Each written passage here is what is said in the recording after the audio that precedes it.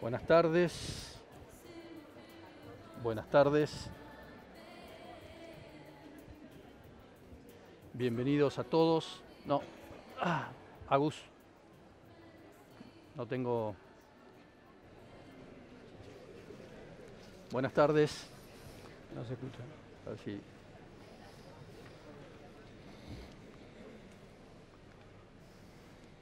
Buenas tardes a todos.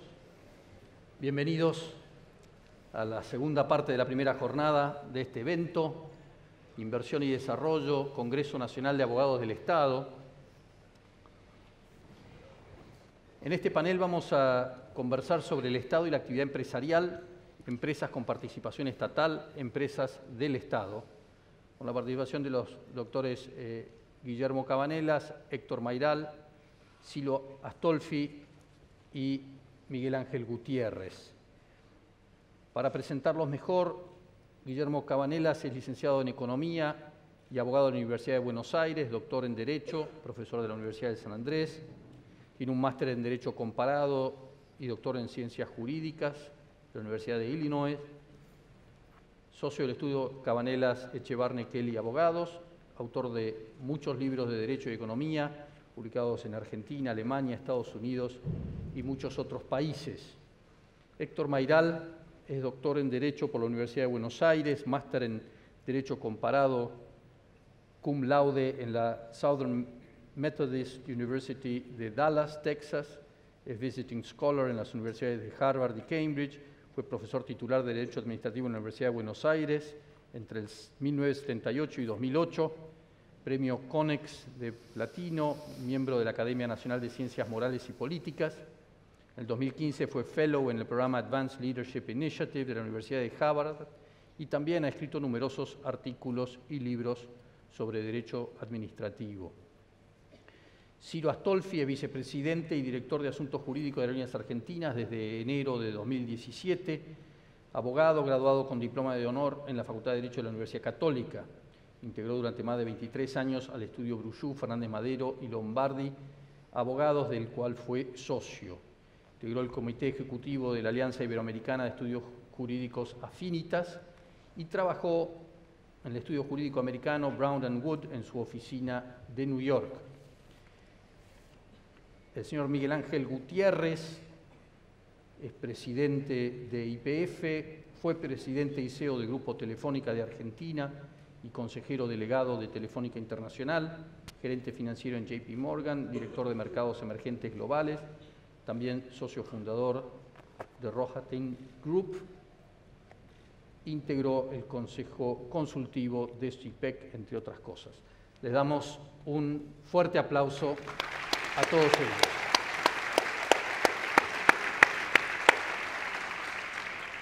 Bueno, el tema está planteado. Doctor Mayral, el micrófono es suyo. Bueno, muchas gracias por esta invitación a pronunciar una conferencia delante de un auditorio tan distinguido, a quien sin embargo no puedo ver a nadie, y en tan buena compañía.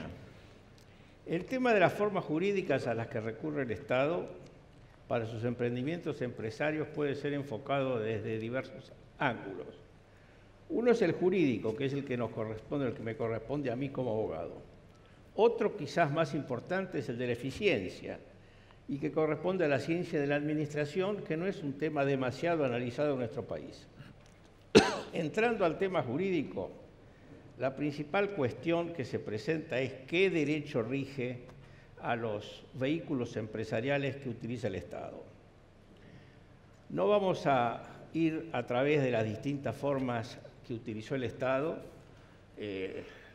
las empresas del Estado, las sociedades del Estado, las APEM, porque hoy en día la figura que se utiliza con mayor frecuencia es la sociedad anónima lisa y llana privada. ¿Por qué esta evolución? Bueno, porque acá había una continua lucha. El Estado por utilizar formas de derecho privado y el Estado también, u otros participantes del Estado, por aplicarle el derecho público. Es una suerte de esquizofrenia, pero es lo que se ha visto a lo largo de nuestra historia. Incluso normas clarísimas no han sido aplicadas. Y yo acá tengo una anécdota porque cuando se dictó la ley de sociedades del Estado para salir del régimen de las empresas del Estado y hacer un régimen privatístico, se dijo expresamente que no se aplicaba ni la ley de procedimiento administrativo, ni la ley de contabilidad, ni la ley de obras públicas. Nos citaron los redactores de la ley a los doctores Gordillo, Casaña y a mí, fuimos juntos, y dijeron, ¿cómo hacemos para que estas leyes no se apliquen? Bueno, díganlo expresamente.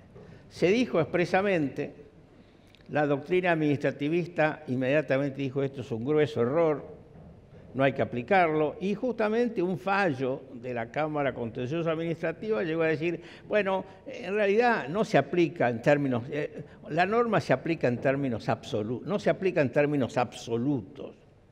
Bueno, eso yo creo que en nuestro derecho administrativo se da, y es uno de los que yo llamo ejemplos de la concepción argentina de la disciplina. Solo se obedecen las órdenes y las leyes con las que uno está de acuerdo. Entonces, bien, bueno, vamos al tema de las sociedades anónimas ahora, que es lo más actual. La mayoría de las sociedades anónimas que el Estado controla o fueron creadas por una norma de jerarquía legal o nacieron como a raíz de una expropiación por una norma legal que las creó y las reguló. En principio, la ley que las crea, pero no siempre, dice que no se le aplican las normas de derecho administrativo. ¿Termina con esto el problema? No. Hay un dictamen de la Procuración del Tesoro de fecha de abril del 2016 que dice que si bien se rigen primordialmente por el derecho privado, en ciertos casos que no identifica con precisión, se aplica el derecho público. Y para eso se basa en principios constitucionales de transparencia, control democrático y responsabilidad. Esto obliga entonces a determinar qué norma se aplica en cada caso. Vamos a hacer un análisis neutral, porque si uno quiere aplicarles el derecho público, algún argumento siempre hay, desde la creación, por ley, por acto público, desde la designación de autoridades por acto público, porque siempre que el Estado actúa lo hace a través de actos públicos. Así que argumentos siempre hay, pero si vamos a hacer un análisis neutral, yo creo que acá hay dos consideraciones importantes. Primero, si existen accionistas minoritarios reales que han hecho inversiones importantes. Y segundo, si existe una ley que dispone que no se les aplica el derecho público. Recordemos la Ley de Administración Financiera del año 1992. Generalmente estas leyes son de fecha ulterior a la Ley de Administración Financiera, pero recordemos que la Ley de Administración Financiera tiene dos términos. Por un lado, el sector público nacional, que incluye todos los entes, administración central y empresas controladas por el Estado, y luego la administración pública en sí, que es el inciso A del artículo 8º. Y esta norma o esta distinción viene a caso porque el artículo 85 de la Constitución dice que el control externo del sector público nacional corresponde al Poder Legislativo, es atribución del Poder Legislativo, y después dice que el examen y la opinión del Poder Legislativo se basará en dictámenes de la Auditoría General de la Nación, que tiene a su cargo el control de legalidad, gestión y auditoría de toda la actividad de la administración pública, centralizada y descentralizada. Aquí ya vemos el uso distinto de hablar del sector público por una parte y de la administración pública por otra. En consecuencia, aunque una ley diga que no se le aplica el derecho público, cuidado, porque se puede inferir la aplicación de normas de derecho público del derecho constitucional. Y así lo hizo la Corte Suprema en el caso Giustiniani, cuando dijo, es constitucional que se haya excluido el control externo e interno de YPF, pero no el control democrático que es el que resulta de la obligación, del deber de transparencia e información al público. Es un fallo opinable, pero es lo que la Corte Suprema ha dicho. Las otras normas que pueden ser de origen de jerarquía supralegal son las convenciones internacionales, que sabemos que los tratados son más jerarquía superior a las leyes. Bueno, las normas sobre corrupción, hay convenciones internacionales, aunque sean en decreto, podrían pretender prioridad sobre las leyes que se aplican, las leyes que excluyen principios de derecho público. Pero entonces, sacando estos dos supuestos, el caso de la información pública y el caso de las convenciones internacionales sobre corrupción, que son las específicas, si hay una norma que excluye la aplicación del derecho público, esa norma debe respetarse y no debiera aplicársele ninguna norma reglamentaria de antes o después de la ley de creación, ni ninguna norma legal anterior, como la ley de administración financiera, que es anterior. Si no hay una ley excluyente, igual se puede inferir que habiéndose sido creada por ley o en forma de sociedad anónima y existiendo el Código Civil y Comercial que dice que las sociedades son personas de derecho privado, y un artículo que dice que la participación del Estado no modifica su carácter, debiera aplicársele un régimen de derecho privado y no debieran aplicársele normas reglamentarias. Si ustedes siguen esta opinión, les deseo suerte y les vaticino una corta vida en la administración pública. La regla general es relaciones con terceros, derecho privado, relaciones con el Estado, la tendencia es aplicar en mayor o menor medida el derecho público. Pero cuidado, porque si las relaciones con el Estado son de derecho público y el Estado establece normas de control y esas normas de control no se aplican, cuidado porque puede repercutir en la validez de la relación de derecho privado que se ha instalado. Contratos es un caso especial.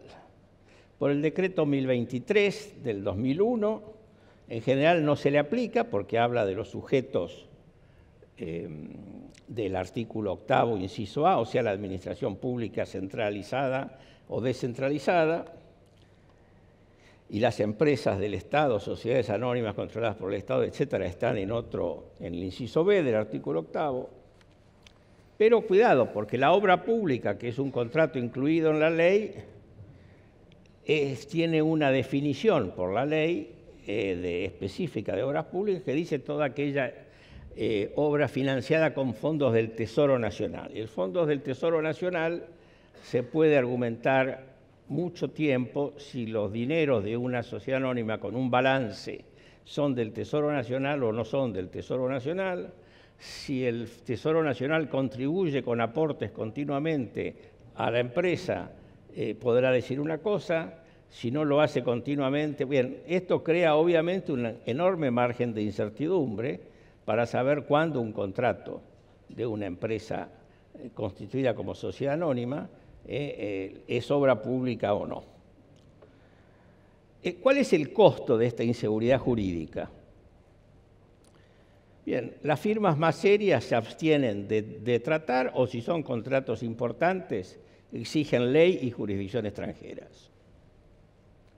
Luego, cuidado porque cuanto más control tiene el Estado, más chances hay que se considere a la sociedad como una instrumentalidad del Estado en el exterior.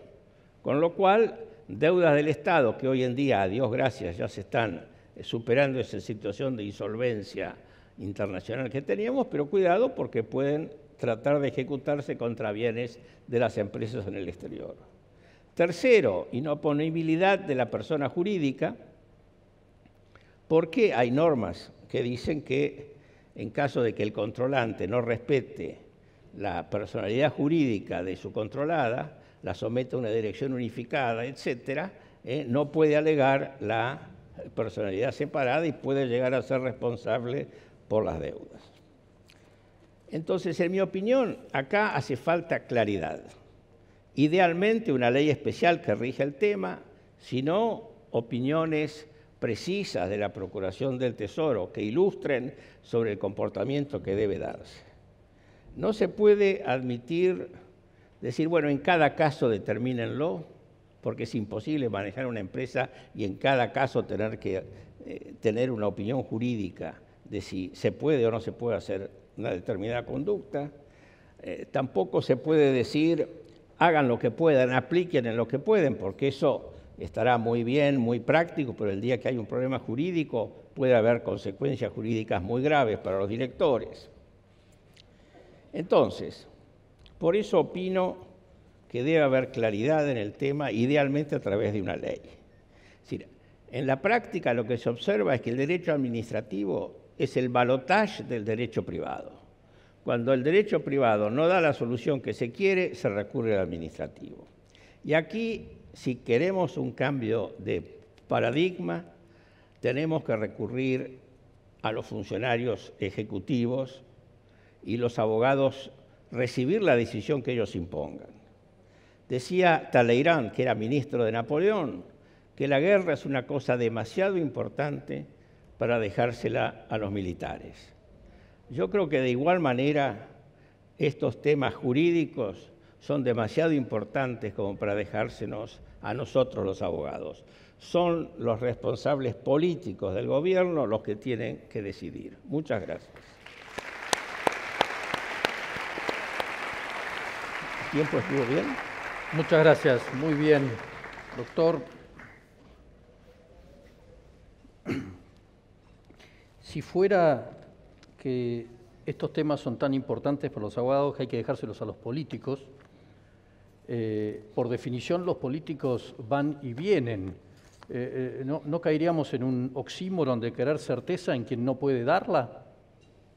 Yo creo que acá tendría que haber un consenso de Estado, una política de Estado, porque esta inseguridad jurídica es una de las causales del llamado del costo argentino.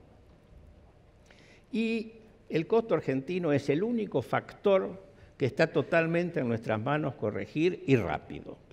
El precio de la soja no lo fijamos nosotros. La situación de las tasas de interés internacional no la fijamos nosotros. En consecuencia, estamos sujetos en la economía argentina a factores que están fuera de nuestro control. El único factor dentro de nuestro control absolutamente es la seguridad jurídica.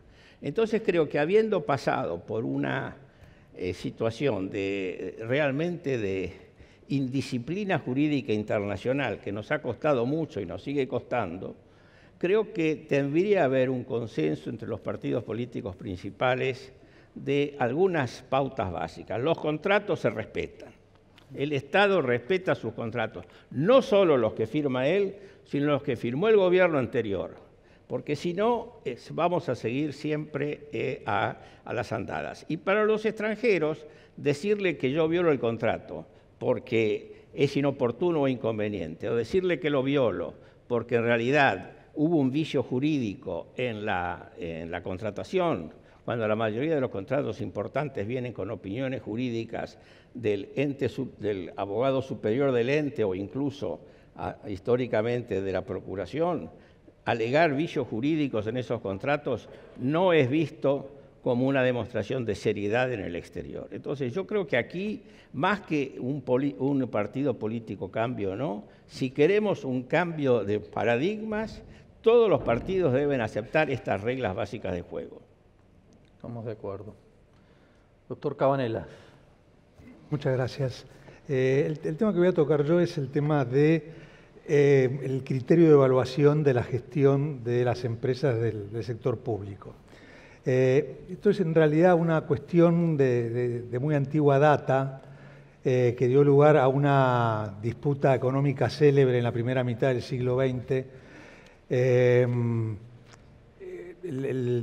La discusión comenzó con un famoso trabajo de von Hayek que decía que era imposible que las empresas estatales, o sea, el Estado en cuanto productor de bienes y servicios, pudiera actuar conforme a un criterio de racionalidad económica. Esto estaba vinculado sobre todo con el nacimiento de economías colectivistas en ese periodo.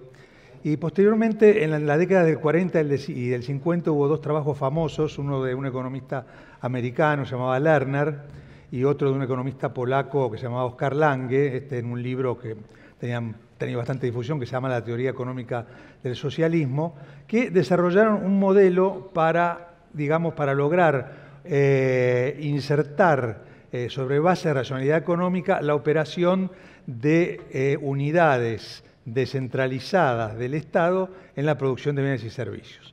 Y el modelo, tanto del Lerner como el de Lange, son bastante similares y básicamente dicen lo siguiente, dicen que a todos los niveles de producción la empresa estatal debe tratar de minimizar los costos, o sea, cada nivel de producción producirlo al menor costo posible y producir, o sea, hay otra variable que es la cantidad, producir hasta el punto en que el costo marginal sea igual al precio. El costo marginal siendo el costo de producir una unidad adicional. O sea, en el momento que una unidad adicional cuesta más que el precio, hasta ahí debe llegar la producción. Bueno, obviamente, aplicar esto en concreto plantea muchísimas cuestiones económicas adicionales, pero digamos que a partir de estos trabajos hay un consenso, curiosamente, tanto en las economías colectivistas, cuando existían en gran número, como en las economías capitalistas, que en realidad siempre son una mezcla de economía de propiedad privada con economía estatal, respecto de que este es un criterio razonable para evaluar y guiar la gestión del Estado cuando actúa a través de unidades descentralizadas, que es la regla, porque prácticamente es imposible que un Estado produzca bienes y servicios actuando el Estado en bloque, ¿no? Bueno, una pregunta que uno se hace frente a esto es, bueno, ¿qué relación tiene esto frente a nuestra realidad y frente a nuestro derecho positivo? Bueno, en principio uno puede decir, bueno, podemos decir que hay buenas noticias. ¿Por qué? Porque gran parte, como mencionaba el doctor Mayrala hace un momento, gran parte de la producción que lleva a cabo el Estado lo hace a través de sociedades. Y las sociedades guían su gestión básicamente a través de dos elementos, sean de capital privado o de capital público. Uno es el objeto, lo cual es muy sencillo, o sea, toda sociedad tiene un objeto que dice a qué actividades se debe dedicar, y después a través de un concepto que no está volcado en la ley, pero sí está aceptado unánimemente por la doctrina y la jurisprudencia, que es el del interés societario. O sea, en principio la gestión de la sociedad a través de sus distintos órganos debe hacerse de manera de promover el interés societario. Bueno, ¿qué es el interés societario? Bueno, en general, el interés societario consiste en maximizar el valor del patrimonio de sus accionistas, los accionistas de la sociedad. Lo cual, aunque con una formulación distinta, es muy similar, o sea, lleva, mejor dicho, a un resultado muy similar al que trae el modelo de Lange y de Lerner. O sea, básicamente, una sociedad actúa maximizando sus utilidades. ¿Puede actuar de otra manera? Sí, puede actuar de otra manera. Porque esto, curiosamente, la legislación argentina lo prevé, tanto en el texto de la Ley de Sociedades, donde prevé la posibilidad de asociaciones en forma de sociedad, siendo que las asociaciones no tienen fines de lucro, y también en la exposición de motivos claramente prevé que haya sociedades que no tengan como fin el lucro directo del patrimonio de la sociedad, sino beneficios económicos que repercutan en el patrimonio de los accionistas. O sea, es posible tener otros modelos de interés económico. Lo que sí es importante es que si uno va a tener una sociedad otro tipo de meta para la gestión, hay que ponerlo expresamente, hay que decirlo expresamente. Bueno, en la realidad argentina, ni en las sociedades de capital privado, ni en las sociedades con participación estatal, tenemos normas en los estatutos que con alguna frecuencia nos aparten de ese criterio general del interés societario, que es maximizar el patrimonio de la sociedad. O sea que uno diría que el criterio general, inclusive para sociedades con participación estatal, es maximizar el patrimonio de la sociedad, básicamente maximizando los beneficios. Ahora viene una pregunta, ¿eso es así en la práctica? Bueno, en la práctica la realidad es que más bien se ha vivido en un caos. Si uno analiza cuál ha sido la guía de las empresas del sector público, yo diría, de que yo tengo uso de razón, no ha habido ninguna guía clara. O sea, no es siquiera la guía de si deben actuar de acuerdo al interés societario o si deben actuar de acuerdo a otro parámetro que permita determinar si la gestión es correcta o incorrecta.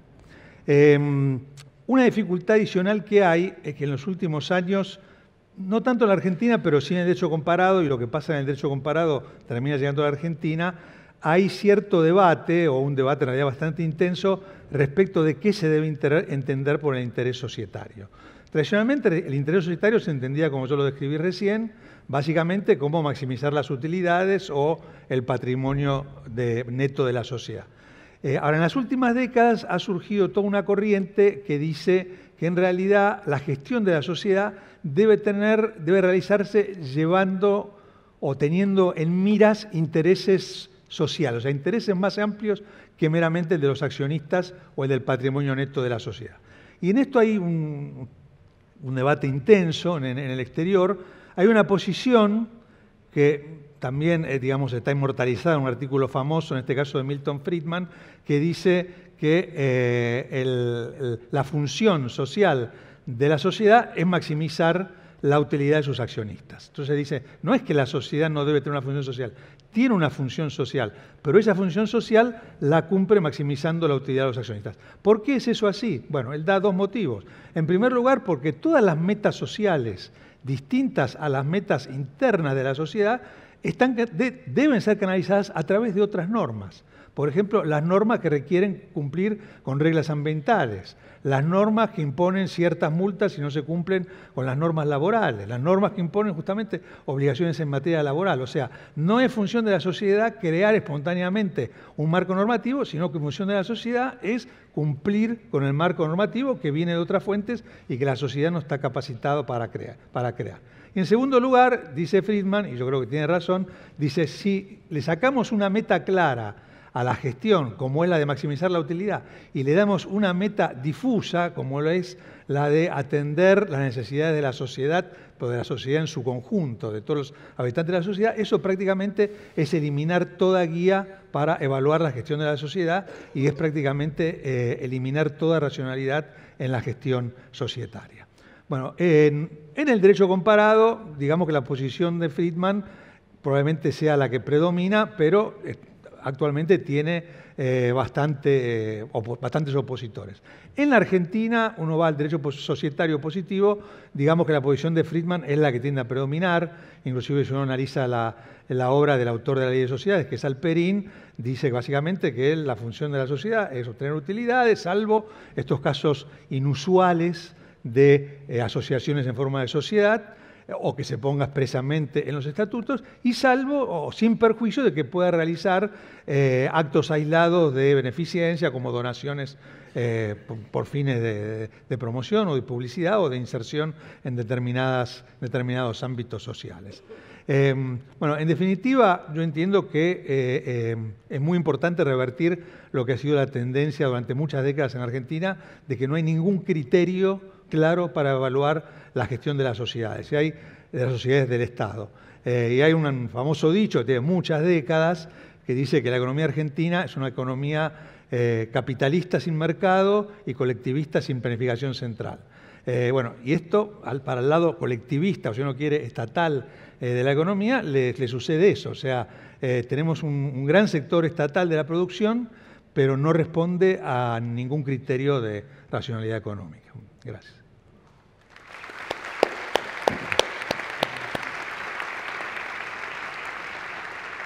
Muchas gracias. Parto del comentario que dice el Estado no puede actuar con racionalidad económica, y me acuerdo que todos los últimos premios Nobel de Economía han sido sociólogos, psicólogos, porque muestran que ni el que creíamos individuo actúa con ninguna racionalidad económica. Con lo cual, si antes teníamos un problema, ahora lo tenemos doble, porque ni el Estado ni los individuos actúan así, ¿no?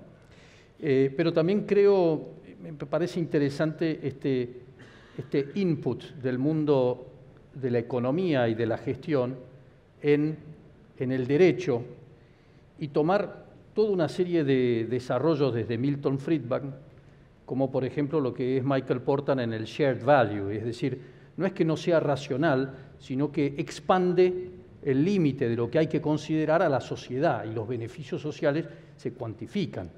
Eso provocaría un cambio de criterios a tomar. Yo diría que, vamos a ver, en la Argentina, en el derecho positivo y en la práctica positiva argentina, en realidad el cambio sería tener algún criterio. Actualmente no hay ningún criterio, o sea, ni lo ha habido nunca. Esa es la realidad. Ahora, uno dice, bueno, ¿cómo se impone ese criterio? Es difícil, ¿no? Uno dice, bueno, mediante alguna ley general de empresas del Estado, no sé cuál sea el criterio. En otros países se logra a través, básicamente, de la jurisprudencia. ¿Por qué? Porque al tomar la forma societaria, uno se está sometiendo también a las reglas de funcionamiento de la sociedad y por lo tanto la jurisprudencia le va a decir, mire, usted tiene que respetar tales parámetros. Yo personalmente soy muy escéptico, o sea, comparto la posición de Friedman de que soy muy escéptico de adoptar criterios que vayan más allá de lo que sea el tradicional del interés de los accionistas. ¿Y por qué digo eso? Por dos motivos. Primero, porque ya ese, que aparece muy fácil, en la práctica es dificilísimo. En la práctica, digamos, salvo que uno sea grosero y que en las actas diga, no, acá en realidad yo esta operación la hice para favorecer a mi primo, algo por el estilo. La verdad que los jueces, ni en la Argentina ni en ningún lugar del mundo, se quieren meter en si la gestión es racional económicamente o no. Salvo casos que sean patológicos. Pero bueno, esos casos patológicos son los que orientan a la conducta no patológica. Uno dice, hay casos en los países, digamos en Europa, en Estados Unidos, en los países desarrollados, donde debido a que la gestión no apunta a maximizar la utilidad de la empresa, se haya hecho responsable a los directores. Sí, hay casos, hay bastantes casos. O sea, y eso en definitiva lleva a que la práctica se oriente en determinada dirección. Si sacamos ese criterio que ya de por sí es laxo y lo ponemos al administrador de la sociedad en la posición de una especie de rey filósofo platónico, y me parece que ya ahí es decir que haga lo que quiera es lo mismo, ¿no? Pero ahí pareciera que hay dos problemas. Uno es qué correspondería. En el panel anterior veíamos la importancia del equilibrio. El equilibrio, por definición, le falta definición, hay que encontrarlo, ahí tiene algo de arte. Pero por otro lado, definir algo que sea muy claro, pero en el sentido que no sea el real, tampoco es muy útil, ¿no? Pero lo dejamos abierto para empezar a escuchar la opinión de quienes están en dos sociedades con participación del Estado. Silvio Astolfi. Bueno, buenas tardes a todos. Agradecimiento para la Procuración del Tesoro, Bernardo, Ernesto, Gerardo.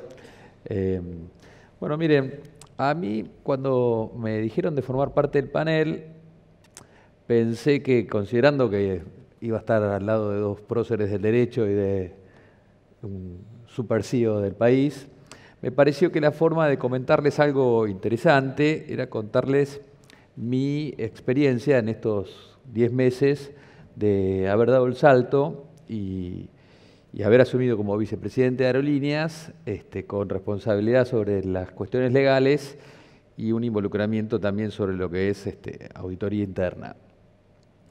Y obviamente atendiendo al leitmotiv de este panel del Estado empresario y en el contexto de un congreso de abogados. Entonces, yo atiendo que básicamente el rol de los abogados, o el rol que a mí me pareció que tenía que asegurarme que estuviera disponible en Aerolíneas, era obviamente el de tener un equipo de gente que colabore con los funcionarios en la ejecución de sus objetivos y también, siendo una organización grande, que colabore con el establecimiento y funcionamiento de regímenes de control, de un ambiente de control, porque bueno, es algo que toda organización grande, pública o privada, necesita. Entonces, un poco lo que me encontré cuando llegué es algo que mencionaba Héctor, ¿no? Hablo por Aerolíneas, pero Austral es lo mismo, son sociedades hermanas.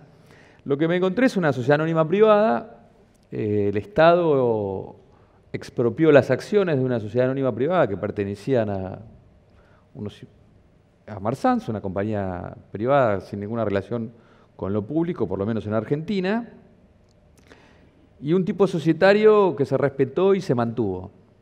Entonces, lo que me encontré con esto es que no era solamente una sociedad anónima privada, sino que varios estamentos del Estado dudaban de que a esta sociedad anónima se le aplicara solo el derecho privado, con la complejidad de que la compañía y toda su gente se manejaba como una compañía privada mayormente, y ninguno tenía conciencia de que esto podía no ser una opinión unánime. Como mencionó Héctor, justamente en abril, la Procuración del Tesoro emite un dictamen que me confirma que la situación no estaba tan clara, digamos. Entonces, viendo un poco el tema, me doy cuenta que hay, esto es bastante lógico. Digamos, si uno ve que el Estado ha intentado ejercer actividad empresarial a lo largo de décadas y ha creado diversas formas hasta llegar a esta última, ¿no?, que es la de una sociedad anónima privada y punto, vemos que es una cuestión que no ha terminado de encontrar una solución satisfactoria. Y un poco lo que yo les quería mencionar es que me encontré, y lo que puedo decir respecto del Estado es que hay una dificultad objetiva muy grande que tenemos todos, que es el de lograr coordinarnos y lograr que todos los interlocutores que son necesarios para la solución de un problema actúen coordinadamente. Lo cual no necesariamente es culpa de nadie, digamos. Si uno piensa, hay una dificultad muy objetiva, si uno piensa en el Estado empresario, para trasladarlo en términos comparativos, nosotros tenemos un grupo donde el director de legales tiene su oficina en la calle Posadas, el auditor interno la tiene en Corrientes y 25 de Mayo, el auditor externo está en Hipólito Yrigoyen y Rivadavia, el jefe de nuestra línea de negocios está en algún ministerio, en mi caso cerca de la Plaza de Mayo, y el Family Office está en la Casa Rosada. La verdad es que lograr que todos los que tienen que opinar, opinen coordinadamente, considerando todas las variables, y llegar a la solución de un problema es difícil, claramente, hay una dificultad, digamos, el Estado es una organización muy grande. Ahora, no sé si hay clara conciencia de esto. Por ejemplo, de nuevo, en el caso de aerolíneas, está esta duda acerca de cuánto derecho privado y cuánto derecho público. Ahora, para mí, desde la responsabilidad que tengo y todo el equipo de legales, el principal problema es la indefinición. Héctor hablaba de la inseguridad jurídica. Podemos opinar acerca de las soluciones y cuál es la norma que se aplica y cuál no, pero el principal problema que tenemos es no saber. Eso genera una inseguridad jurídica que es realmente grave. Les doy ejemplos. Nosotros facturamos unos 2.300 millones de dólares este año y lamentablemente terminaremos con una pérdida contable de unos 200 millones de dólares, financiera menos de 170. Eso quiere decir que nos gastamos todo ese dinero durante el año, digamos. O sea, nuestro gerente de compras tiene 110 compradores. Yo a esa gente la tengo que educar enseñándole acerca de cómo tienen que comprar. Pero en el interín están comprando. Acá le compramos a Miguel combustible y son unas compras de cientos de millones de dólares. Entonces, mi principal problema no es si soy público o privado, es que exista la duda. Y en esta cuestión de la dificultad que todos tenemos en el ráfago de todos los días de coordinarnos, me parece que las empresas públicas se complican la vida. como les digo, me parece que cuesta que todos los interlocutores paren la pelota, vean que la postura que sostienen tiene toda una cantidad de consecuencias que se extienden más allá de su limitado ámbito de competencia. Y la otra cuestión es, que también lo dijo Héctor, que toda la discusión que nosotros tenemos, tiene que haber alguien que con una visión de conjunto omnicomprensiva y que le presente el conjunto de la información a la instancia política que corresponda para que la instancia política se entere de los problemas, tome las decisiones políticas donde las pueda tomar, porque donde hay una ley y hay que cumplirla, digamos, pero hay interpretaciones, hay normas. Todo esto me parece que el Estado, por su propia naturaleza, sin culpa de nadie, es una dificultad que sé que no estoy trayendo una novedad, que todos lo sabemos, pero tiene un impacto muy grande, digamos. Veo muchos interlocutores pensando en el área de su competencia y veo que cuesta, digamos, coordinarnos entre todos y ver las consecuencias de todo lo que opinamos. De nuevo, Aerolíneas todos los días se mueve porque gasta 2.400 millones de dólares por año. Entonces, no sé, el Comité de Inversiones acaba de aprobar, luego de haber peleado muchísimo, una obra de infraestructura en Aeroparque, instalaciones para nuestra gente de rampa que tenían unos vestuarios que eran indignos para un club de la B Metropolitana. Son varios millones de dólares, no es una inversión enorme, pero son varios millones de dólares. Estamos renegociando los contratos con los sistemas de reservas. Son varios millones de dólares. Estoy contratando software. Entonces, el gerente de IT y el gerente de compras, de nuevo, o los gerentes de flota. Si buscamos un reemplazo de los motores, nos vinieron mal unos motores Pratt & Whitney, estamos con General Electric. Esa gente tiene que saber cómo comprar. Y puede ser que, o cómo invertir, o cómo vender. Los repuestos de los aviones que no volamos más, ¿qué sentido tiene tenerlos y seguir gastando en el inventario y ocupando lugar en los hangares? Entonces, de nuevo, me parece que el principal problema es que no deberíamos tener una inseguridad jurídica y deberíamos resolverlo en forma coordinada y lo más rápido que podamos. En esto creo que el Estado tiene un problema que las empresas privadas lo tienen en menor medida. También creo, una última reflexión, es que esta cuestión del derecho público y el derecho privado en los últimos años a mí me da la impresión que si damos unos pasos para atrás para ver el bosque, pierde un poco de sentido, porque la verdad hoy a la mañana Casañe mencionaba, bueno, las empresas privadas tienen un dueño y sé que es el dueño, se preocupa y se ocupa de controlarlas. La verdad es que en las últimas décadas el fenómeno de la empresa privada se ha acercado a lo que es el fenómeno del Estado. Yo creo que desde Enron todos nos dimos cuenta que hay compañías privadas inmensas, algunas que facturan casi cifras similares al PBI de la Argentina, y que tienen un problema de control también.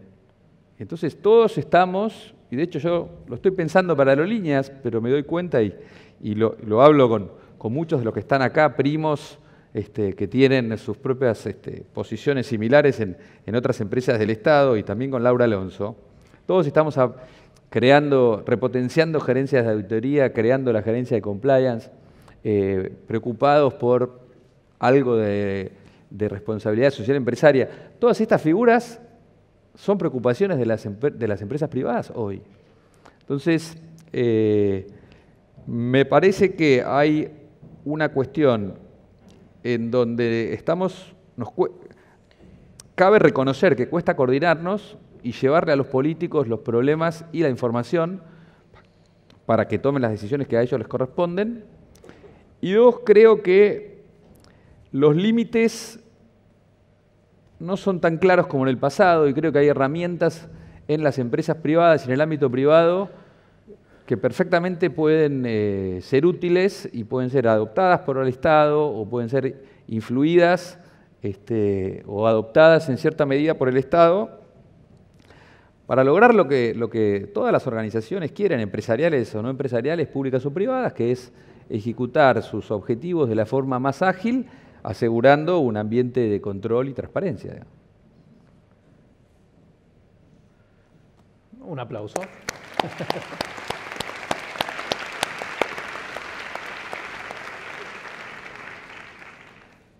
Hablamos de la indefinición sobre qué derecho aplica en el caso de aerolíneas, donde el Estado tiene una participación, o es accionista.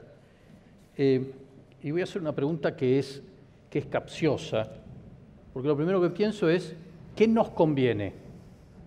Y es capciosa porque el nos es como sociedad, como Estado, porque pareciera que hay como, si aplico el derecho administrativo, tengo varias arbitrariedades a mi favor y me conviene tenerlas. Y en algún momento eso no es así.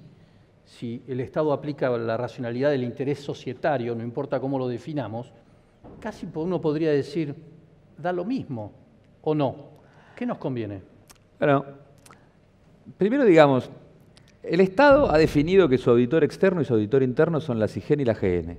Eso está perfecto, porque el grupo empresario tiene que tener un auditor externo y un auditor interno. Y si quieren, voy a respetar el rol de los organizadores y tenemos una cabeza legal.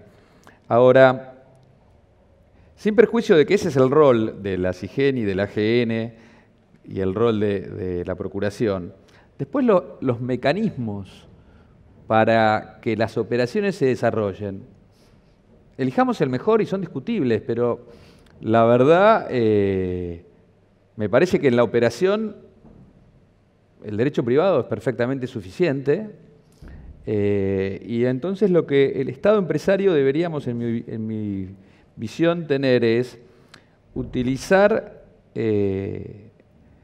al derecho privado en toda su extensión, garantizando el máximo de transparencia y control, cosa que las empresas privadas también lo hacen y en el caso del Estado, obviamente, no hay que inventar roles, hay roles que ya existen, están en la Constitución y digamos, entonces, dándole la intervención a la SIGEN, a la GN, la Procuración del Tesoro y el reporte, si quieren, de gestión o de negocio al ministerio que corresponda, el resto elijamos la forma en que sean, de cualquier manera, lo más importante es tener claridad.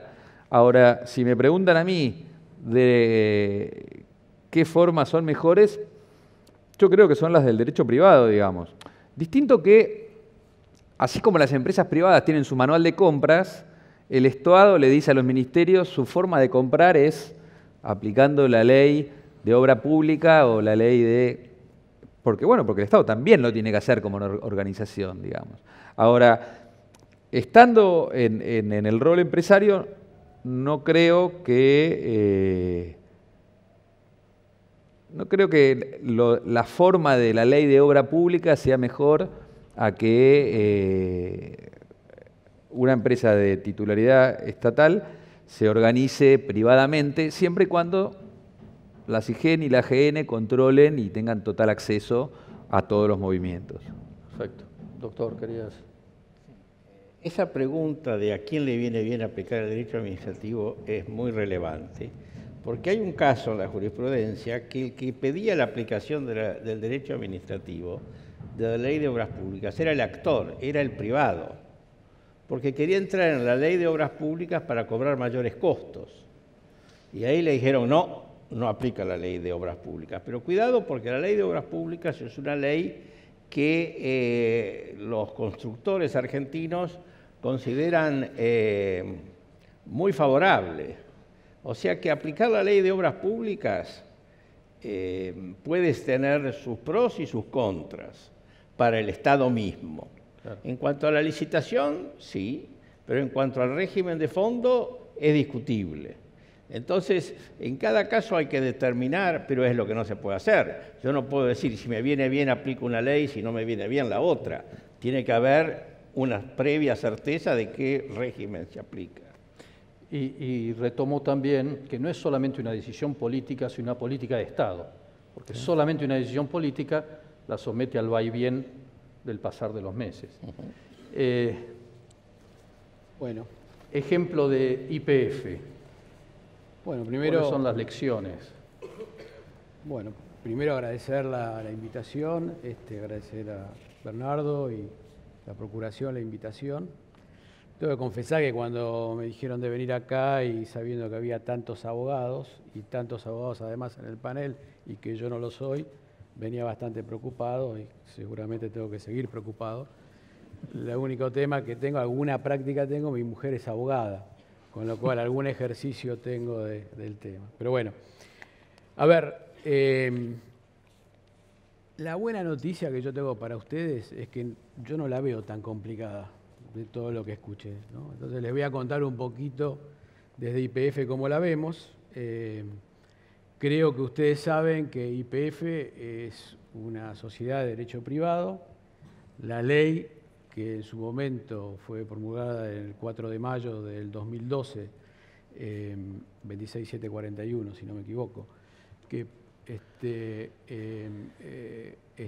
tomó el 51% de la compañía en aquel momento. La verdad que está bastante bien escrita, son 4 paginitas y la verdad que nos deja bastante bien, más allá que después le contestaré al doctor que no estuvo bien interpretada por la Corte, pero ya lo subsanamos y esperamos, si no, llegar de vuelta a la Corte para que lo reinterprete. Pero la realidad es que está bien hecha y la verdad que nosotros con ese instrumento nos sentimos bastante cómodos. Cuando nosotros llegamos, ¿qué los preguntamos? Bueno,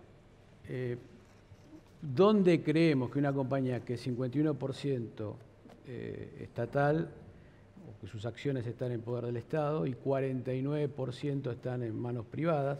Y aquí tengo que decir que estamos en manos privadas, tenemos la mayoría de nuestros accionistas son accionistas internacionales, empresas de primer nivel, fondos de pensión, fondos soberanos, en fin, hay de todo. Con lo cual nos preguntamos qué es lo mejor que le podemos ofrecer al Estado, nuestro principal accionista, y qué es lo mejor que le podemos ofrecer a nuestros accionistas privados.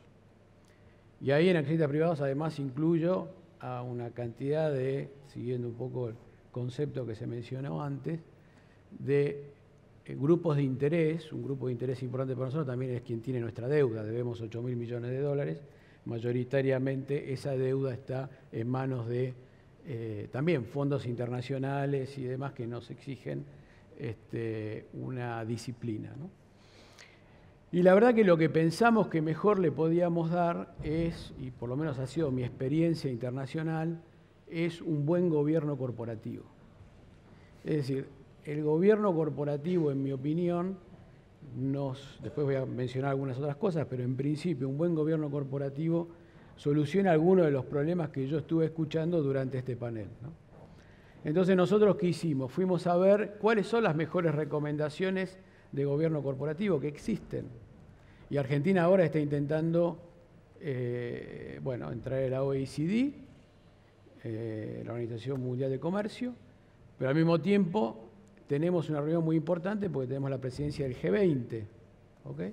Entonces, el G20 ya se preocupó de este tema, hace bastante que se preocupa de este tema. Y si ustedes van hacia atrás, en Turquía, en septiembre del 2015, emite 2 recomendaciones, justamente. Una para empresas privadas, en términos de gobierno corporativo, y otra para empresas públicas. Entre paréntesis, la de empresas públicas ha sido adoptada ya por Chile y el año pasado, en el 2016, no solo la adoptó, sino que además le exigió a algunas de sus empresas públicas que se reajustaran a ello. Si ustedes van a ver que ENAP, que es una compañía parecida a la nuestra, nada más que el 100% del capital es estatal, ya reacomodó sus prácticas y su documentación interna a las normas del G20 que tienen que ver con las empresas públicas. Nosotros miramos la que tiene que ver con las empresas privadas. Y lo que decidimos es, primero, separar el rol entre el CEO y el presidente y el directorio de la compañía. Y acá, digamos, si bien transitoriamente ahora no lo tenemos así, pero lo vamos a tener muy próximamente, la idea es que el directorio actúe como tal, que los directores actúen con la responsabilidad que tienen que tener y además ejerza frente al CEO y al management de la compañía una situación de control cruzado. Y esto es así si uno además le da al directorio las posibilidades de participar. ¿Cómo se le da a un directorio las posibilidades de participar? A través de las comisiones que se establecen en el directorio con sus correspondientes mandatos y al mismo tiempo con la documentación con el mandato correspondiente, digamos, y la documentación que corresponda y que avale esos mandatos. Entonces nosotros creamos en su momento, teníamos dos comisiones, dos comités, como se dice aquí, dos comités, el comité de auditoría, el comité de recursos humanos, de remuneraciones y recursos humanos, pero creamos dos más. Una compañía de este nivel, una compañía que factura 16.000 millones de dólares, compra por 8.000 millones de dólares todos los años, y tenemos innumerables juicios y demás, que también creamos un comité de compliance, o sea, de cumplimiento legal, regulatorio y normativo. Además estamos regulados por el Estado Nacional, estamos regulados por las provincias, estamos en algunos casos con regulaciones locales a nivel de municipios, con lo cual creamos un comité de compliance, que lo preside el doctor Rodríguez Simón, y también dijimos, una compañía de este nivel tiene una cantidad de riesgos muy importantes, nuestras actividades son de riesgo y por lo tanto tenemos que tener un comité de riesgos, y por lo tanto creamos un comité de riesgos adicionalmente, que lo preside el ingeniero Monti. Entonces, eso fue lo que hicimos cuando llegamos. Dividir CEO y directorio, y segundo, crear los lugares donde el director participa activamente de la actividad de la compañía. Y en esto con todas sus responsabilidades y todos... ¿Hola? Sí, sí. Así que, digamos, eso fue lo primero. Adicionalmente, nosotros lo que creemos es que,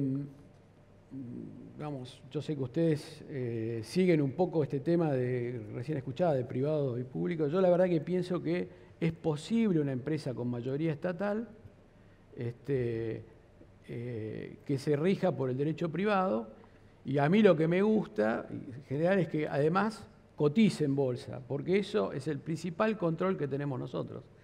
La normativa de cotización, el requerimiento de información que nos exige la cotización, tanto sea en los mercados locales y el control de la Comisión Nacional de Valores y todos los organismos que así lo hacen, pero en nuestro caso además cotizamos en Estados Unidos, con lo cual estamos bajo la normativa de la SEC, el Securities Exchange. Ese es el mejor control que podemos tener nosotros, ¿ok? Y si yo pudiera dar una pequeña recomendación al Estado Nacional, le diría que prepare todas sus compañías para cotizar. Y en cuanto pueda, las haga cotizar. O sea, es obvio que frente a lo que comentaste de aerolíneas, probablemente todavía no se pueda hacer cotizar. Por deuda, sí. Pero quizás por sí. La verdad que todo lo que se pueda preparar, y ahora les voy a decir qué es lo que yo creo que hay que hacer para prepararlas, que puedan cotizar. Es el mejor control que tenemos, no hay otro, y es el que realmente pone muy nerviosos a todos los directores y pone muy nerviosos a todas las personas que trabajan en la compañía, inclusive al management, que tiene todas las responsabilidades.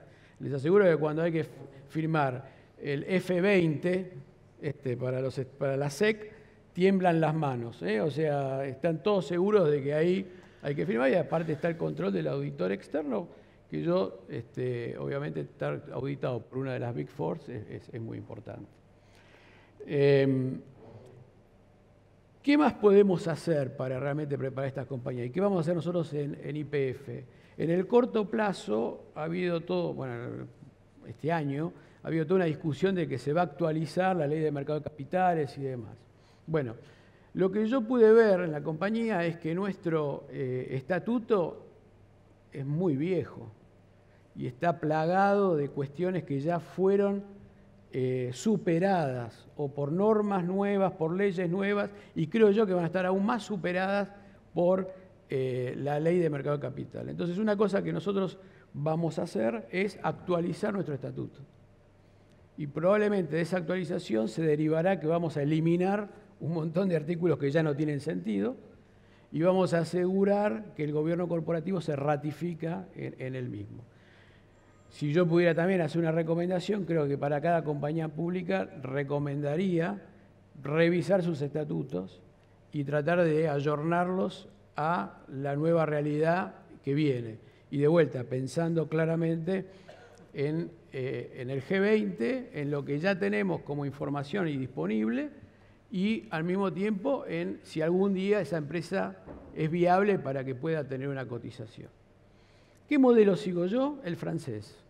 Y ya sé que mucha gente, mis colegas en el mundo de los negocios, me odian porque yo digo, yo sigo el modelo francés. Está bien, todo el mundo acá mira a Estados Unidos, puede ser, pero el modelo francés es el modelo que en el tiempo ha recorrido este camino. Y es el modelo, digamos, mismo en España y en otros lugares, que creo que Argentina puede recorrer. Por lo tanto, recomiendo mirar ese modelo y creo que es posible que lo hagamos. No quiero demorar mucho más tiempo, pero decir un punto más que para mí lo que nos gobierna, digamos, o por lo menos me gobierna a mí en el manejo de muchos de estos temas, es el sentido común. Yo sé que hay muchas normas y hay muchas cosas, pero no hay nada que sustituya el sentido común. Entonces, cuando aplicamos todas estas normas, y sé que algunos jueces por ahí no lo van a interpretar de esa forma, pero por lo menos lo que a mí me lleva adelante es aplicar permanentemente el sentido común para poder distinguir entre lo que estaría bien y lo que estaría mal. Desde el punto de vista, para contestar, última cosa, para contestar al tema de si el objetivo es ganar dinero o, bueno, nuestro objetivo, digamos, como YPF, es maximizar la rentabilidad para el accionista. Ahora, yo tengo que maximizar esa rentabilidad del accionista atendiendo a todos los grupos de interés que están a mi alrededor, empezando principalmente por nuestros empleados, que es el principal grupo de interés que yo tengo, al cual me debo y al cual estamos referidos. Luego nuestros contratistas, la gente que hace trabajos para nosotros, nuestros suministradores, que es nuestro segundo, el Estado Nacional, porque soy uno de los principales pagadores de impuestos a nivel nacional, provincial y municipal. Por lo tanto, es otro actor de interés para nosotros. Y también, digamos, como bien se dijo aquí, con normas muy claras de sustentabilidad. Y acá en sustentabilidad es una palabra que pongo que engloba todo, la sustentabilidad medioambiental, pero también la sustentabilidad del negocio. No es posible generar utilidad para el accionista si la sustentabilidad de la compañía está comprometida. Entonces, desde el punto de vista de directorio y presidente del directorio, la sustentabilidad es un valor clave. Tiene que ser sustentable a largo plazo y las decisiones tienen que estar guiadas por ese vector. Así que, en términos del último punto, para contestar esto nada más, nosotros somos una empresa que está en competencia, defendemos la confidencialidad de la documentación y de los acuerdos que firmamos, por eso estamos, digamos, hemos sido bastante duros en la defensa de que no queríamos entregar la documentación contractual de algunos acuerdos. Después la entregamos, el tema de Chevron no tenía nada, así que lo hemos entregado.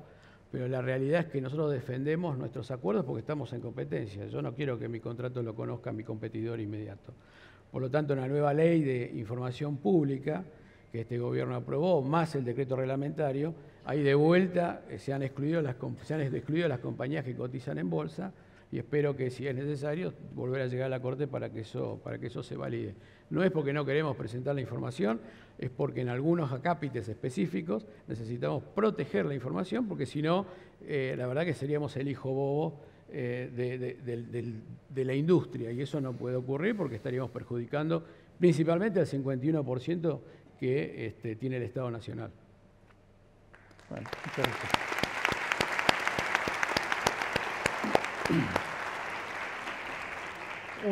Un par de preguntas. Este modelo francés, ¿qué 2 o 3 ejes tiene que lo distinguen del americano o que lo distinguirían, que sería el faro? Primero que se acepta que una empresa tenga participación estatal y esto no es un problema, vamos empezando por ahí. En el modelo francés original esto empezó con empresas totalmente estatales y después fueron bajando, inclusive listando porcentajes más pequeños hasta que en algún momento se vendieron las mayorías, ¿okay? En algunos casos, otros no. Entonces yo digo, hay un camino que podemos ver y para mí, para transitar ese camino, el solo hecho de ir a listar el 20% de una compañía exige un cambio de gobierno corporativo fundamental. Y a mí me parece que ahí hay una oportunidad enorme de nosotros de hacer los deberes internos y poner la compañía preparada para ese ejercicio. Entonces, eso primero. Segundo, claramente tiene aceptación social, que es un punto fundamental.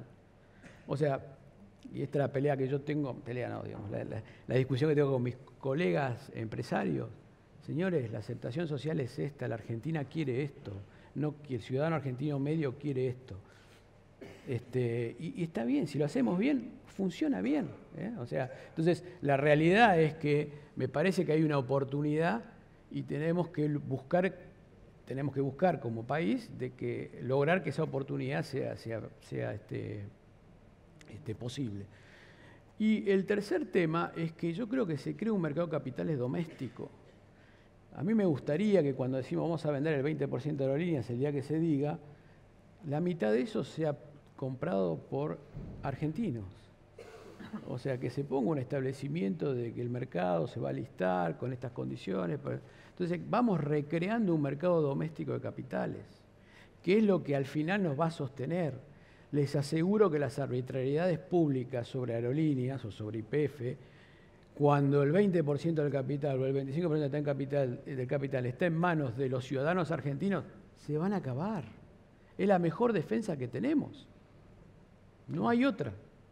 Y al mismo tiempo le damos una oportunidad al ciudadano argentino para que canalice sus ahorros en algo viable y serio. Entonces, a mí me parece que hay una gran oportunidad desde todos estos aspectos. Rápidamente, la confidencialidad no va en contra de lo que sería el accountability, digamos, la rendición de cuentas a un accionista que es el Estado. Y puede... No, pero yo no tengo ningún problema, que de hecho me lo ha solicitado. Tanto la Comisión Nacional de Mercado de Valores, nos ha solicitado información sobre el contrato de Chevron. Y se la hemos dado, para tener el caso ¿no? Y se la hemos dado toda. Nosotros nunca nos opusimos a dar información, en el caso de Giustinani y otros. Lo que ellos no querían era recibirlo en forma privada. Claro. Le hemos dicho a la jueza, señora jueza, acá tiene la información, abrámosla acá en su ambiente, estemos 4 días en su juzgado, que la vean, que la analicen, que nos pregunten, traemos a todo el equipo. No, eso no, la queremos llevar. Eso es lo que no podemos permitir. ¿Okay? Ahora, la información, perfectamente, nosotros sabemos que nos debemos digamos, a un senador, a un diputado, no lo vamos a negar. Ahora, ¿en qué marco lo damos?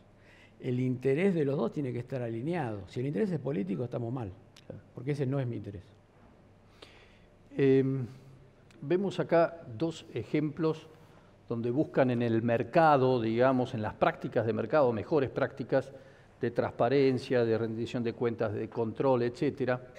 Y entonces vemos un Estado que se pone en una cáscara de sociedad anónima para actuar. ¿Cree que eso puede ser una solución a los problemas de racionalidad económica en la medida que entonces actúan con un interés societario? Sí, lo estaba escuchando con mucha atención y realmente era curioso, porque en realidad la explicación de este modelo en funcionamiento dentro de YPF es muy similar a lo que dice esta teoría hiperabstracta de los señores Lange y Lerner. Claro. Y también es muy interesante ver, por eso digamos, yo me abstuve de decir no hace falta una ley o es una jurisprudencia. Bueno, es muy interesante que el enforcement viene de la cotización en la bolsa. ¿Por qué? Porque ahí justamente son los que donde van a mirar el balance todos los años y van a ver un patrimonio neto y van a ver unas utilidades. A mí lo que me preocupa es que en realidad gran parte del patrimonio productivo estatal no está en la bolsa. O sea, justamente al escuchar todo esto yo veo digamos, el otro lado de la historia, que es que el resto del patrimonio productivo estatal no está sujeto a esa racionalidad, ¿no? ¿Cree, doctor Mayral, que sería una solución ir pasando las empresas estatales o con participación del Estado a un régimen de oferta pública para garantizar un funcionamiento? Yo creo que sí, porque se agrega un aspecto que no tiene el control público. El control privado de las auditorías internacionales tiene el ejemplo Enron muy presente. Con el ejemplo Enron, Arthur Andersen, que era probablemente la más grande auditora privada de ese momento, y que en la Argentina tenía un equipo de gente excelente, desapareció. O sea, el mercado la hizo desaparecer. Y esa presión que tienen las auditorías es algo adicional que se agrega a cualquier control que pueda tener una oficina pública. Ninguna oficina pública desaparece, ni el patrimonio de los funcionarios está involucrado en el control. En cambio, con una auditoría sujeta a esas reglas y al ejemplo de Arthur Andersen, yo creo que es una visión, digamos, muy saludable, porque es gente que sabe que si comete algún error, el mercado se lo va a cobrar a ellos y pueden tener también juicio de responsabilidad, mala praxis, etc. Entonces, no es que sean éticamente mejores ni que sean técnicamente mejores, es que están sometidos a reglas que el Estado en sí no está sometido. Entonces, agregar a los controles que puede necesitar el Estado ese tipo de control, yo creo que es saludable. Además que en general son compañías naturalmente monopólicas o que tienden al monopolio, con lo cual, o de recursos llamados estratégicos, con lo cual dejarlas dentro de manos del Estado o de los argentinos a través del mercado de capitales y con sus sistemas de control es positivo. Claro, exacto. Elimina esa dicotomía de nacionalizar o privatizar para llegar a esos objetivos, ¿no? Y yo creo que el objetivo para mí está en lograr prepararnos para eso, y creo que acá el rol de todos ustedes es muy importante en poder caminar, ayudarnos a nosotros a caminar, transitar ese camino juntos, pero la buena noticia es que ya otros países lo hicieron y que además el G20 ha trabajado mucho esto. Entonces ayudémonos de la información que está disponible. No copiarla, porque nosotros tenemos otra idiosincrasia, pero ayudémonos de lo que está disponible. Me gustaría prender las luces de sala y ver si podemos tener algunos minutos para preguntas. Hay micrófonos.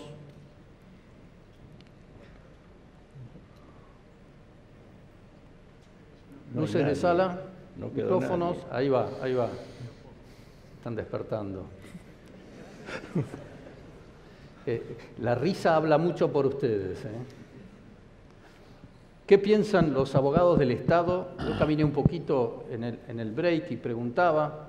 Algunos me decían, bueno, estamos de acuerdo, pero al hecho, ¿cómo llevarlo a la práctica? Mi jefe no me escucha mis propuestas. A ver, ¿dónde están los micrófonos? Acá, bajamos a la mitad de la sala el micrófono, así te ven. Sí. Ahí está el micrófono, sí. Disculpe, yo quería hacer una pregunta al presidente de YPF, pero también está aplicado al vicepresidente de Aerolíneas Argentinas. Me llamó mucho la atención que entre los intereses que dijo el presidente de YPF no estén los usuarios o consumidores, porque sean una empresa privada, están ofreciendo un servicio a los usuarios. En el caso de YPF es el combustible.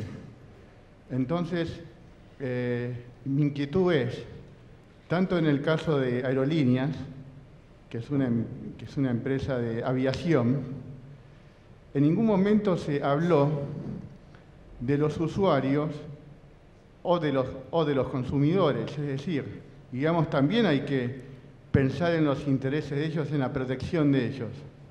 Es una reflexión, nada más. No, tiene razón. O sea, pero cuando yo le dije que es sustentable, no hay sustentabilidad si no puedo vender mis productos.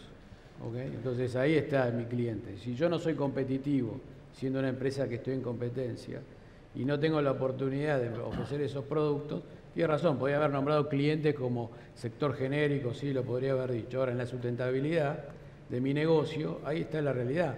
Si yo no soy capaz de vender, si no soy capaz de colocar mis productos, quebramos. Sí, bueno, obviamente para Aerolíneas es exactamente lo mismo. La parte regulatoria que hace a la protección de los pasajeros está bastante clara y se aplica, digamos, seguro para el caso de Aerolíneas, porque el sector aerocomercial tiene toda una regulación muy específica, y así que eso sí, desde ya que es central. De hecho, uno de los ejes que definimos de nuestro plan de mediano y largo plazo es mejorar la experiencia del pasajero, y gran parte de las medidas que estamos de coyuntura que estamos tomando ahora, o las decisiones que tomamos en relación a nuestra discusión paritaria que está impactando a los pasajeros, es para protegerlos. Y agregaría, tan importante es el no pasajero pero potencial pasajero, porque en la revolución de los aviones se van a generar nuevos consumidores que no lo eran y por ahí estaban fuera de esa visión del marketing del consumidor. Hay una pregunta al fondo, sí. Y después otra acá. Hola, sí. Mira, nosotros somos parte de la gerencia de jurídicos de una sociedad del Estado, Casa de Moneda. Y la pregunta es en general por el tema de la seguridad jurídica de que tanto se habló. Y es, nosotros no cotizamos en bolsa ni podemos cotizar en bolsa, con lo cual carecemos de esa regulación. O tal vez se pueda, por ahí no sé, ustedes dirán. Y no se nos aplica, como bien se dijo, ni la ley de procedimientos, ni la ley de contabilidad, ni la ley de obras públicas, pero al momento de control se nos controla, nuestro control interno y externo es la SIGEN y la AGN, y ese control necesariamente lo hacen a través del derecho público. Entonces, nosotros tenemos esta inseguridad jurídica, sobre todo porque nos manejamos con un mercado básicamente monopólico de nuestros proveedores, que son proveedores internacionales, donde la provisión de papel, la provisión de tintas es básicamente prácticamente monopólica. Y este es el problema que nosotros tenemos, y bueno, la pregunta es ¿cómo se sale de esta encrucijada? Porque realmente estamos en una encrucijada de inseguridad jurídica en la empresa. Una pregunta, ¿ustedes son una sociedad anónima privada también? ¿Están organizados? No, Sociedad del Estado de la 20.705. Ok, bueno, ahí tenés un régimen un poco más claro, ¿no? Sí, pero ese problema de estar liberado de ciertas reglas de derecho público, pero al momento del control, que los controladores vengan con esas leyes incorporadas y los analicen desde ese punto de vista, es muy válido. Yo creo, y ahí viene el tema que dije en la primera frase, ciencia de la administración. En Japón no hay control de legalidad de las licitaciones públicas. Lo único que controlan es el precio que se paga. Van a una oficina y ven qué precio pagaron, y eso es algo que en la Argentina no existe. Si se hizo formalmente, correctamente, aunque se haya pagado un precio exorbitante, y en Estados Unidos ocurre lo mismo también, martillos de $200 se han conocido. Bueno, yo creo que acá hay que crear también alguna disciplina digamos, de ciencia de la administración. No puede ser que vayan a un control puramente legalístico y formal y no vayan a un control de eficiencia. ¿Qué pagaron? Porque si ustedes tienen que comprar papel en el mercado público, perdón, en el mercado, y hay un solo proveedor, seguramente sus precios son conocidos. Entonces, lo que hay que hacer es tener un control efectivo de la eficiencia con la que han actuado, no de si respetaron los 30 días del llamado a licitación en la publicación del boletín oficial previa.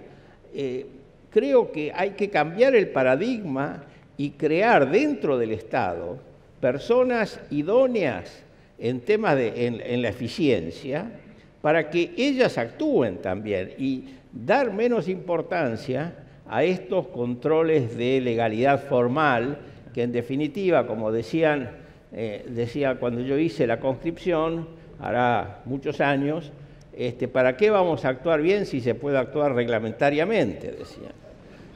Entonces, bueno, ese es un paradigma que hay que cambiar. Así que estoy de acuerdo con la persona que ha preguntado. Creo que es un problema cultural eso.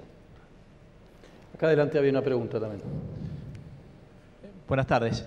Juan Francisco Ramos Mejía, Asuntos Jurídicos de Modernización. Mi pregunta es, ¿cuáles son los principales riesgos que ven ustedes para los directores de las sociedades anónimas con participación estatal o estatal mayoritaria?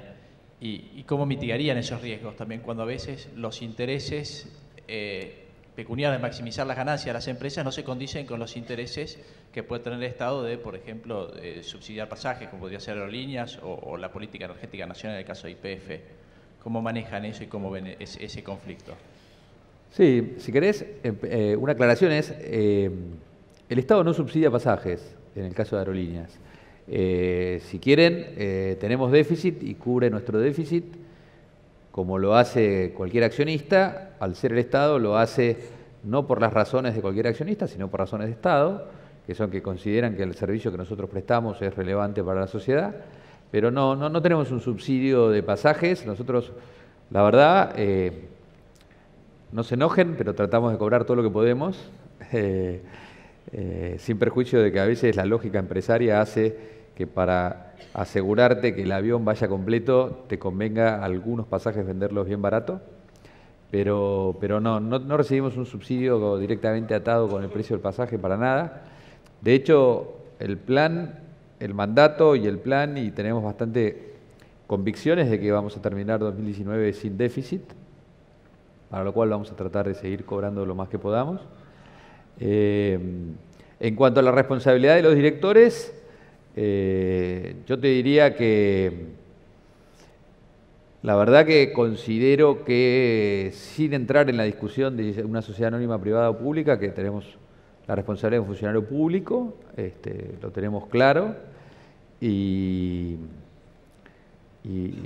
bueno, trabajamos, digamos, obviamente muy celosos de lo que hacemos, y en los casos donde hay inseguridad jurídica, preocupados, la verdad, porque nosotros y la organización lo que más requiere es una solución en un sentido u otro. Perdón, ¿puedo agregar algo? Sí, ahí después. Creo que el tema es muy importante. Creo que cuando yo mencionaba la necesidad de precisar en una ley idealmente, el funcionario público está sujeto a una regla de que cualquier negligencia, grave o no, lo hace responsable. El director de una sociedad anónima está sujeto a la regla que solamente es responsable en caso de culpa grave. ¿Por qué la diferencia? Porque al director se le exige la diligencia de un buen hombre de negocios. Y un buen hombre de negocios tiene que tomar riesgos, y no siempre los riesgos salen bien. Con el diario del lunes somos todos ganadores y hubiéramos evitado las ganancias, hubiéramos asegurado que siempre ganábamos. En consecuencia, uno de los principales riesgos que tienen los directores de las sociedades anónimas que controla el Estado es ser juzgados como funcionarios públicos cuando en realidad debieran ser juzgados bajo la diligencia de un buen hombre de negocios. El derecho privado no es sinónimo de irresponsabilidad. Eso de creer que solo hay responsabilidad en el derecho público no es cierto. También el derecho privado exige responsabilidad, pero la juzga de una manera distinta. Y creo que sí, todas las normas penales y de contabilidad pública redactadas para funcionarios que no tienen que operar en el mundo empresario no se aplican a los que tienen que operar en el mundo empresario. Y eso debiera ser una de las pautas que se normativicen en una ley futura, porque realmente es muy injusto designar a una persona y exigirle que sea diligente y luego, como digo yo, con el diario del lunes, castigarlo porque hubo una pérdida. Señor, justamente es lo que tienen ellos que asumir riesgos. Dale, gracias. No, solo decir que, digamos, lo que a nosotros, o por lo menos a mí me gobierna siempre, es un poco lo que dije antes, ¿no? Es el ser diligente para todos nuestros accionistas y stakeholders, grupos de interés. Y el segundo punto, que para mí generalmente no falla, es ponerle sentido común a las decisiones. Ese para mí no falla. Vamos a hacer una pregunta más, ya que están preguntones. Buenas tardes. La consulta para los expositores es si consideran que el estatus de síndicos y de directores de una SAPEM es de funcionarios públicos o no.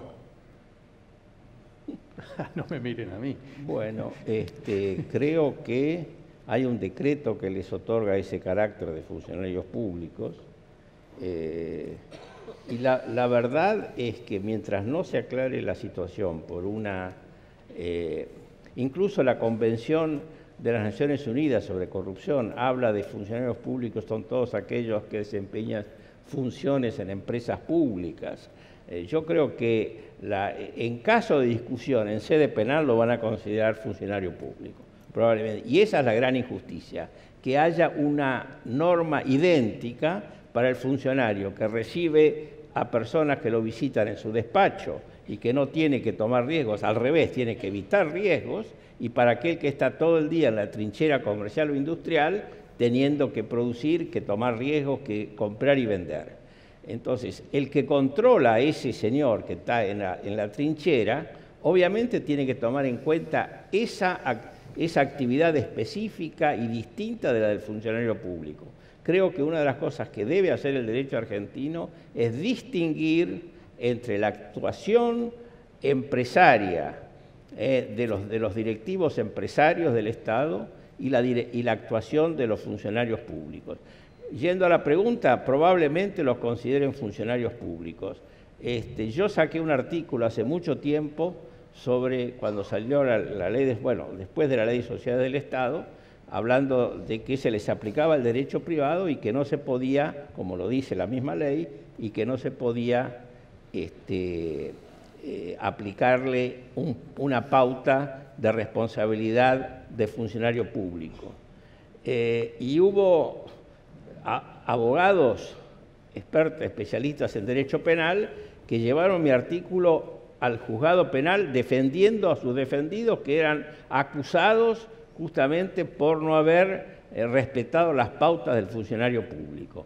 Esa situación es muy, y desgraciadamente puede seguir siendo demasiado frecuente. Creo que es algo que hay que corregir.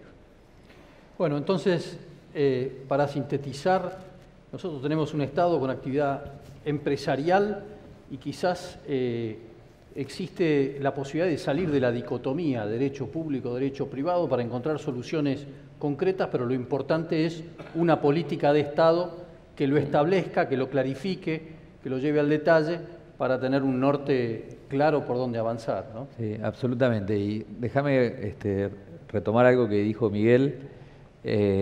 Yo soy un entusiasta propulsor de que las empresas públicas entren al régimen de la oferta pública.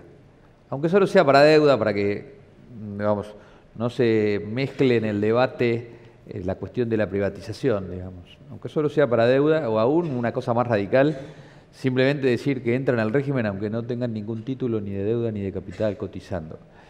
Yo sé que hay gente en el gobierno que está estudiando esto, particularmente Rocío Balestra, directora de la CNB, sé que tiene este tema y lo está llevando muy bien. De nuevo, es un tema de coordinarnos y de subirlo a las instancias de decisión política correspondientes, pero me muestra un poco esta cuestión de estar descoordinados y de no parar la pelota, porque yo les doy mi experiencia. Nosotros estamos en esta cuestión de dilucidar qué norma pública me alcanza y qué norma pública no le alcanza a aerolíneas, etcétera. Y es una cuestión relevante y yo necesito seguridad jurídica, la compañía la necesita. Pero hacemos toda esa discusión y yo llegué en enero de 2017 y la compañía no tenía el balance de 2014. Entonces, un poco me pareció como que no era el sexo de Los Ángeles, pero parecido, ¿no? Entonces, si se toma la decisión de meter aerolíneas al régimen de la oferta pública, me aseguro que el día que me vaya, la compañía va a tener un sistema contable que registre sus operaciones en forma correcta, que tenga cierres mensuales y que publique trimestrales. Entonces, de nuevo, a veces estamos lejos y no hay nadie que un poco digamos, pare y proponga una visión más global, digamos. La verdad, nosotros, imagínense la complejidad para un management y un directorio que asumió en enero de 2017 de firmar las cartas de auditores y los balances para los ejercicios 2014 y 2015. Cosa que, la verdad, integramos un grupo de trabajo multidisciplinario que incluía penalistas, obviamente. Logramos hacerlo. Creo que ya firmamos el 2014 y el 2015 y vamos a ponernos al día con el 2016 a fin de año. Pero, de nuevo, nos preocupamos por el tema del control, impactamos en la operación y, sin embargo, teníamos en el living un elefante o dos críticos. Entonces, creo que el régimen de oferta pública no necesariamente tiene que sustituir otras cosas, pero me parece que es algo que tenemos que hacer. Rigor. Sí. Bueno, despedimos al panel con un muy fuerte aplauso. Muchas gracias. Damos ahora a todos los presentes a un coffee break en el foyer del teatro. A las 17 nos volvemos a encontrar para disfrutar juntos el cuarto y último panel de este congreso. Muchas gracias.